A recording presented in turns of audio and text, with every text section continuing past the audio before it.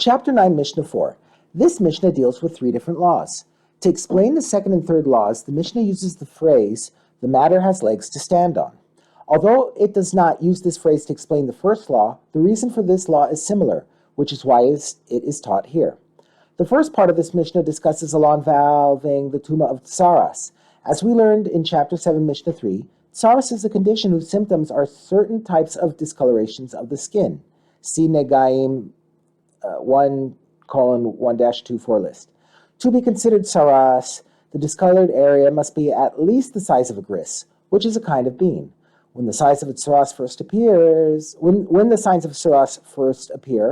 the person must show them to a Kohen. The skin discolorations by themselves do not make a person a metzora, even if they are of the proper shade. There must be certain additional signs as well. Often, these signs are not present when the person first comes to the Kohen.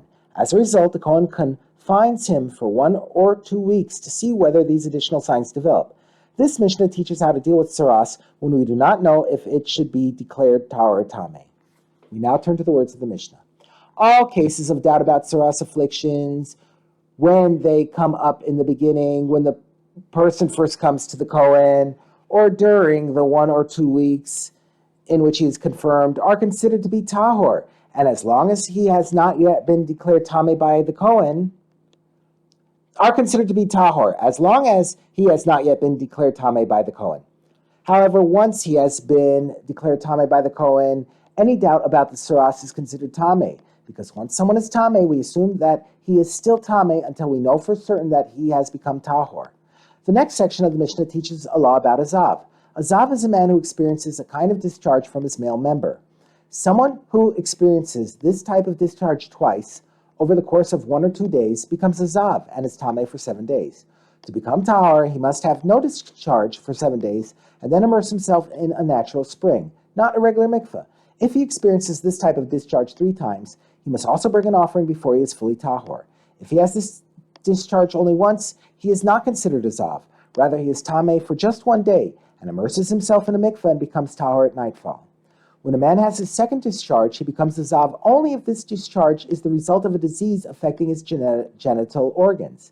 If the discharge was not a result of this illness, but was caused by some other factor, he does not become a zav. The Mishnah now teaches what other factors might cause a discharge.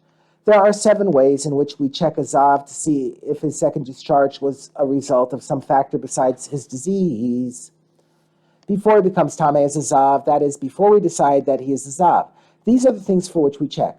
We look into his food to see if he ate something that could cause him to have a discharge, such as fatty meat, milk, cheese, or eggs. And we look into his drink, because drinking old wine or drinking too much wine can cause him to experience a discharge. We look into whether he had carried a heavy load, which might have made him weak and caused a discharge.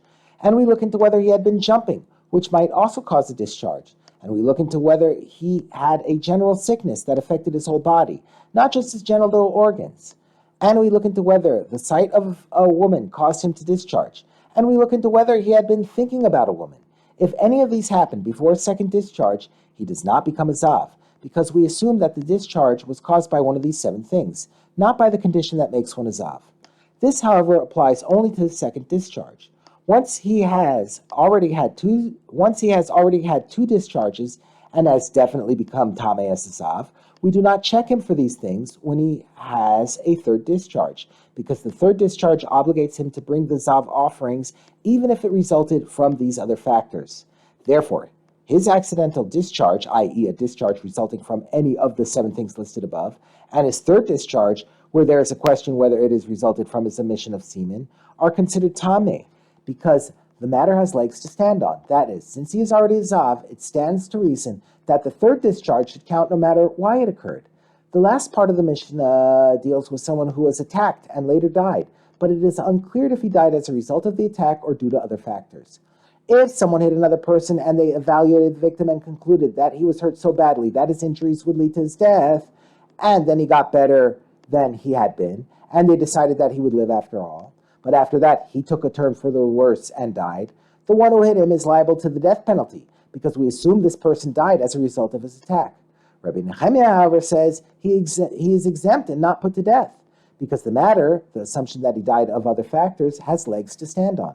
Since this person recovered to the point that they thought he would live, it is reasonable to assume that when he later died, it was a result of other factors and not his original injuries.